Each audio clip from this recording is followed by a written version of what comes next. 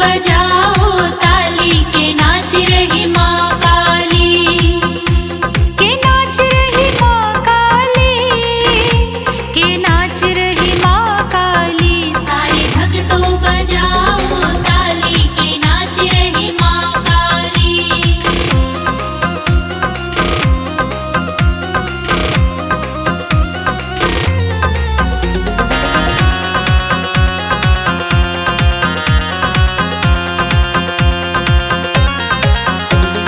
राधा भी आई रुक्मण भी आई, राधा भी आई रुक्मण भी आई, राधा भी आई रुक्मण भी आई, राधा भी आई रुक्मण भी आई। देखो कान्हा बजा रही ताली के नाच रही माँ काली। सारे भक्तों बजाओ ताली के नाच रही माँ काली।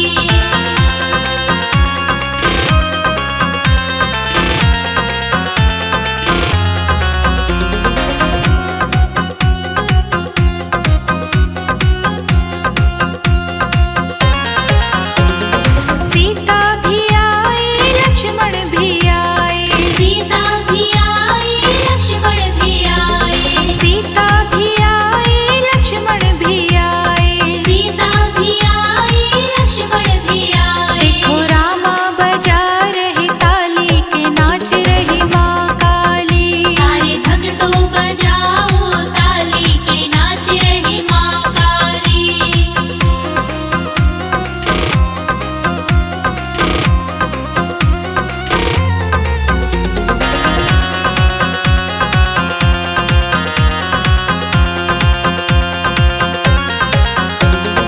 गोरा भी आई गणपत भी आई, गोरा भी आई गणपत भी आई, गोरा भी आई गणपत भी आई, गोरा भी आई गणपत भी आई। भोले बाबा बजा रही ताली के नाच रही माँ काली। सारे भक्तों बजाओ ताली के नाच रही माँ काली।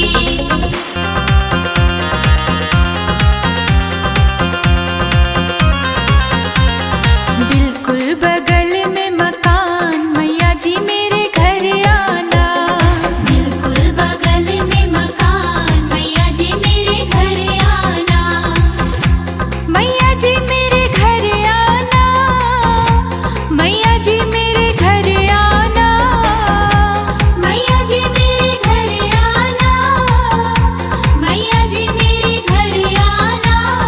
बिल्कुल बगल में मकान मैया जी मेरे घर आना, बिल्कुल बगल में मकान मैया जी मेरे घर आना।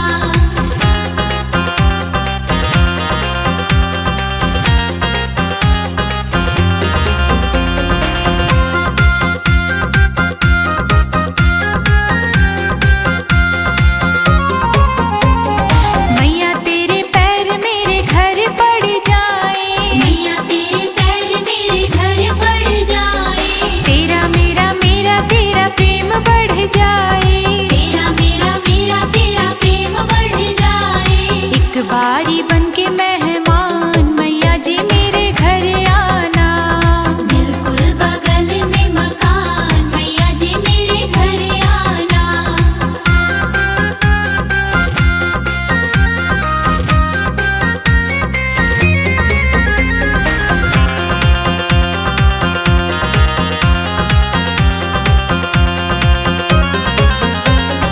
आज सारी रात मैया भजन सुनाएंगे, आज सारी रात मैया भजन सुनाएंगे। नाचेंगे झूम झूम सबको नचाएंगे, नाचेंगे झूम झूम सबको नचाएंगे। रख लो हमारा थोड़ा ध्यान मैया जी मेरे घर आना, बिल्कुल बगल में मकान मैया जी मेरे घर आना।